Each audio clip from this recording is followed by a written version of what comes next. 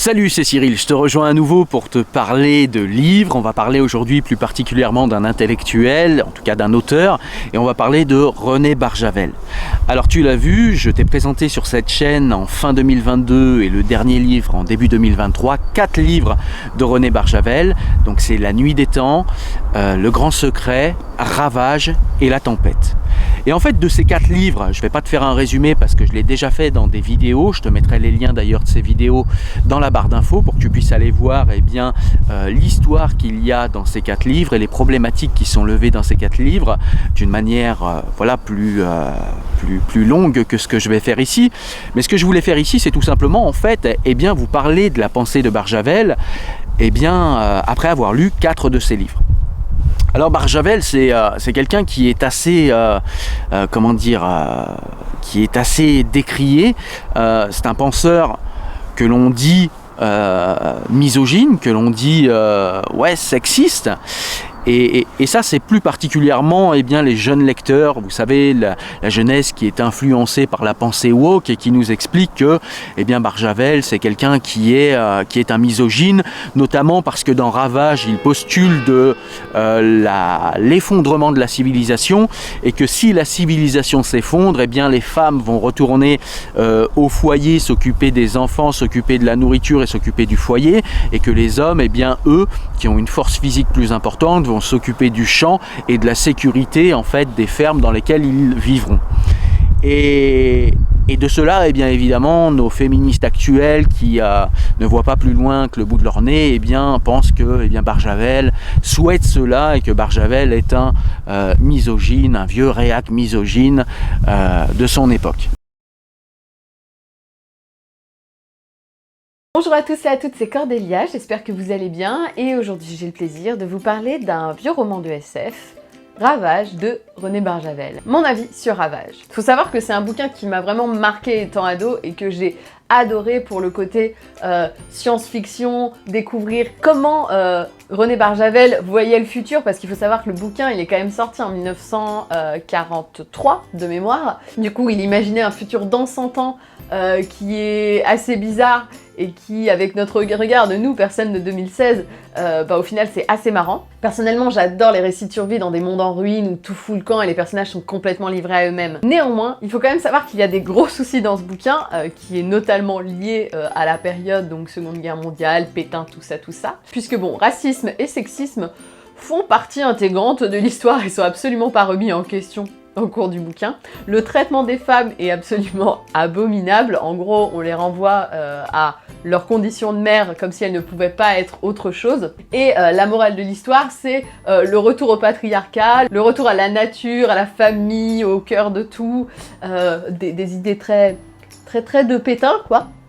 Voilà. Tout ça pour dire qu'à côté de tous les trucs positifs en matière de SF, on a des choses assez moyennes. Alors c'est pas si simple en fait, parce que Barjavel par exemple, dans Le Grand Secret, justement critique la religion et la misogynie des religions. Il le fait également un petit peu dans Ravage. Alors il critique pas forcément la misogynie des religions, mais il critique en tout cas les religions. Donc pour moi, Barjavel c'est quelqu'un qui n'est pas fondamentalement misogyne, mais c'est quelqu'un en fait qui pense que la société traditionnelle avait un sens avant qu'advienne la technologie, avant qu'advienne la technique. Pour toutes ces féministes qui font de grandes leçons de morale, j'attends de les voir conduire un bus qui aurait été construit en 1900 sans la direction assistée et sans toute la technique qu'il y a aujourd'hui. Je pense qu'on s'amuserait bien. Donc voilà, en fait, ces gens un petit peu légers sur Barjavel ne comprennent pas que la critique de Barjavel dans Ravage est de dire que la technique effectivement nous donne des choses, que la technologie nous donne des choses, nous facilite la vie, mais du coup elle nous facilite la vie, il y a un coût à cela en fait. C'est ce qu'il nous explique dans Ravage, et le coût de cela, c'est tout simplement que la technique nous ravit nos connaissances, et ces connaissances sont dorénavant détenues par des machines, par des ordinateurs, par des mémoires.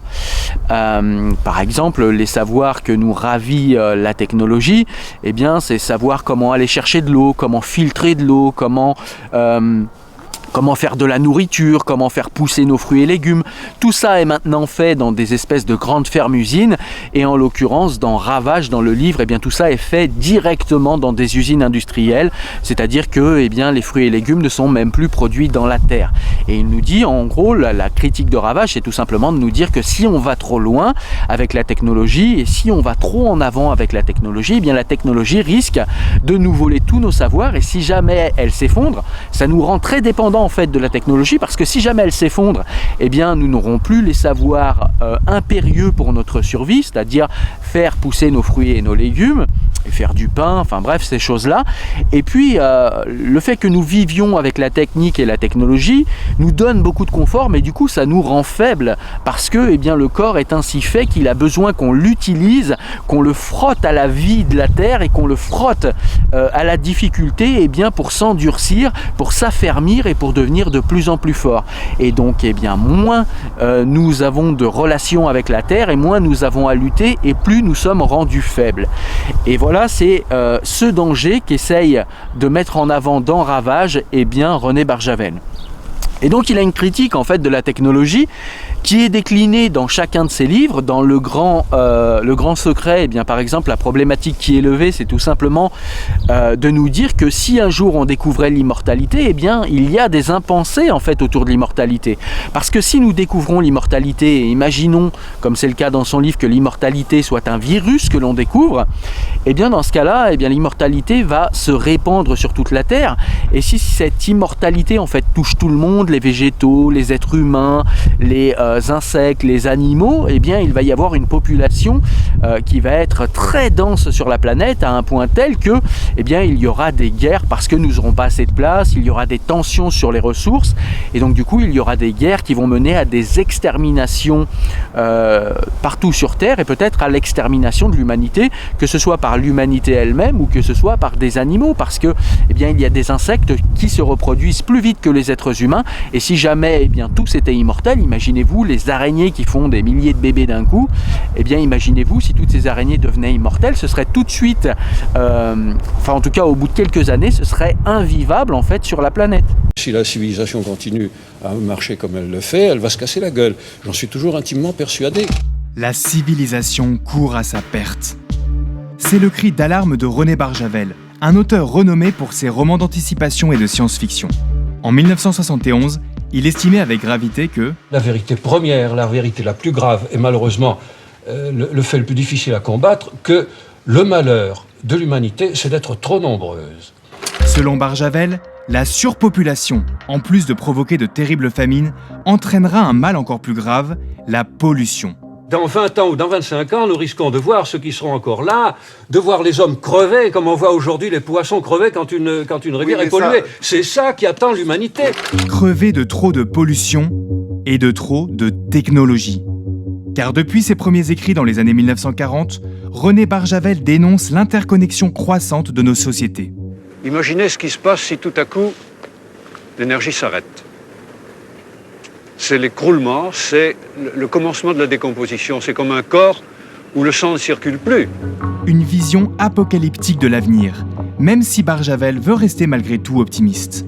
Il y aura toujours un espoir pour sauver l'humanité, celui de donner maintenant comme but primitif à toutes les recherches l'homme et l'entente, la communication et l'amour.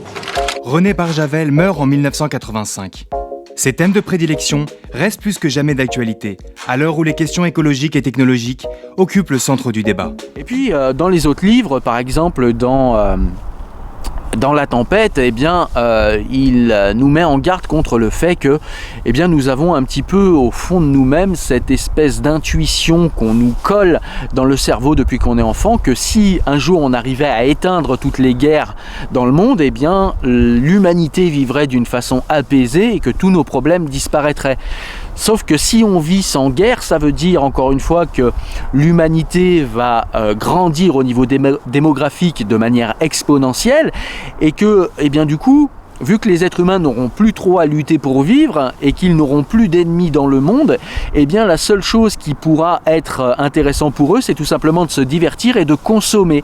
Et plus on consomme et plus c'est néfaste pour l'environnement, on le sait, plus c'est néfaste pour la Terre, plus c'est néfaste pour l'environnement dans lequel on vit. Et en fait, il nous met en garde contre ça, c'est-à-dire que on vit aujourd'hui des temps où il y a la guerre, et certes la guerre est terrible, la guerre tue des enfants, tue des femmes, tue des innocents, tue des civils, tue aussi beaucoup de militaires dans des conditions qui sont vraiment horribles, mais en même temps, s'il n'y avait plus de guerre, eh bien il n'y aurait plus de moyens de s'affermir, d'être fort, il n'y aurait plus cette compétitivité autour de la technologie, parce que eh bien, nous n'aurions pas besoin, en fait, nous aurions peur de la concurrence d'aucune nation, puisque de toute façon nous ne serions plus jamais en guerre, et donc du coup eh bien, l'humanité grandirait au niveau démographique de manière exponentielle et n'aurait plus trop de sens dans sa vie, si ce n'est consommer, se divertir. Cela abîmerait la planète, et pour ne pas abîmer la planète, eh bien, on rechercherait de nouvelles technologies. Mais il y a une autre problématique qui est montrée dans ce livre, c'est que en fait chaque nouvelle découverte vient régler un problème que posait une technologie, mais en créant d'autres problématiques. Pareil, allez voir en vidéo ce que je vous ai mis comme lien pour aller voir quelles sont de manière plus fine les problématiques levées dans ce livre. Mais voilà, ce sont les problématiques en fait qui sont levées dans La Tempête. Et en fait, ce que je voulais dire, c'est que dans tous ces livres, René Barjavel en fait nous met en garde contre la technique, la technologie, et contre ce qu'on appelle aujourd'hui la modernité, le progrès, qui est surtout un progrès technique où on ne parle pas beaucoup d'éthique et où on ne se projette pas en fait pour comprendre eh bien quelles vont être les problématiques levées par les technologies que nous utilisons aujourd'hui, ou voir les technologies après lesquelles nous courons, comme par exemple aujourd'hui, on le sait, des entreprises comme Google ou des gens comme Elon Musk courent après l'immortalité, mais on n'a absolument pas pensé ce qu'il se passerait si un jour en fait on arrivait en fait à rendre les êtres humains immortels, ou plutôt amortels, c'est-à-dire que les gens pourraient mourir mais en cas de guerre ou d'accident, mais en tout cas d'eux-mêmes en fait leur corps ne se dégraderait plus et du coup nous deviendrions immortels. Donc voilà, il y a des gens aussi un petit peu feignants que j'ai vu sur internet, un petit peu intellectuellement paresseux, qui nous disent que Barjavel en fait est pétiniste parce que eh bien il nous parle de travail, de patrie, de famille. Bon, encore une fois, je pense que c'est des gens qui n'ont lu que Ravage, hein, parce que dans les autres livres il ne met pas forcément en exergue ou en valeur la famille. Par contre, c'est vrai qu'il met en valeur la France. Est-ce qu'on est tout de suite d'extrême droite? Est-ce qu'on est tout de suite pétiniste quand on met en valeur le pays et la nation dans lequel on vit, ce pays et sa nation qui nous ont tout donné pour nous développer? Voilà, on est dans une ère, une ambiance un petit peu woke, un petit peu voilà, avec des gens qui ne pensent plus beaucoup. Non, Barjavel n'est pas pétiniste. Non, Barjavel ne déplore pas forcément le monde tel qu'il était avant. Il met simplement en garde contre la technologie, et il met en garde aussi contre la destruction des familles et contre l'affaiblissement des êtres humains à cause de la technique et à cause des technologies, et du fait, comme je l'ai dit tout à l'heure, eh bien que nous perdons des savoirs ancestraux.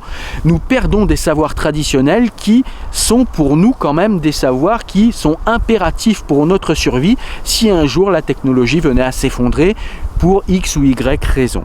Voilà. Donc je voulais parler comme ça rapidement de Barjavel. Moi, ce que je peux vous dire, c'est qu'il faut impérativement lire Barjavel. C'est vraiment un auteur qui est intéressant, surtout dans la société d'aujourd'hui où les dystopies qu'il imagine eh bien, commencent à prendre forme dans la société actuelle. Et donc du coup, eh bien, il lève des problématiques auxquelles nous ne pensons pas encore aujourd'hui, et qui sont des problématiques au niveau moral, éthique, mais même au niveau rationnel, qui sont des problématiques fondamentales. Voilà, en tout cas j'espère que j'ai pu vous convaincre qu'il faut absolument lire René Barjavel, que René Barjavel n'est absolument pas misogyne, qu'il n'est pas pétiniste non plus, et qu'il a fait des dystopies intéressantes pour notre réflexion aujourd'hui. Voilà, je vous dis à très bientôt, et si vous avez aimé cette vidéo comme d'habitude, n'hésitez pas à la liker, n'hésitez pas également à la partager si vous voulez faire connaître eh bien, les livres de Barjavel et la pensée de Barjavel à d'autres personnes, et puis n'hésitez pas également à participer financièrement si vous voulez avoir de plus en plus de vidéos. Moi je vous dis à très bientôt, salut!